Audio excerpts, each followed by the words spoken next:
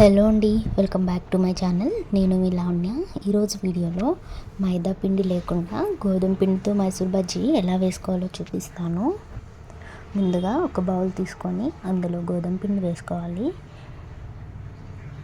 తర్వాత దానిలోనే పెరుగు, ఆనియన్స్, చిన్నగా కట్ చేసుకున్న ఆనియన్స్, సాల్ట్, బేకింగ్ సోడాను వేసుకొని మంచిగా బజ్జీ వేసుకోవడానికి వీలుగా ఉండేలా మనం ఆ పిండిని అయితే మిక్స్ చేసుకొని ఒక హాఫ్ అన్ అవర్ పక్కన పెట్టుకోవాలండి. అప్పుడే మనకి బజ్జీ అనేది సాఫ్ట్గా వస్తుంది పిండి నానడం వలన. సో మనం దాన్ని అలా ఒక హాఫ్ అన్ అవర్ పక్కన పెట్టుకోవాలి. పిండి చక్కగా కలిపేసుకొని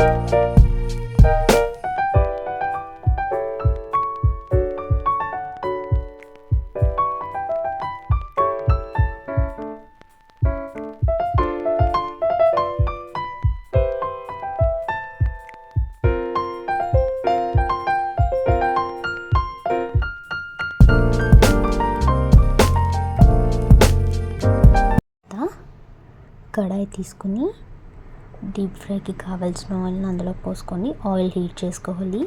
ఆయిల్ హీట్ అయిన తర్వాత మనకి కావాల్సిన సైజులో బజ్జీని అయితే వేసుకోవాలండి.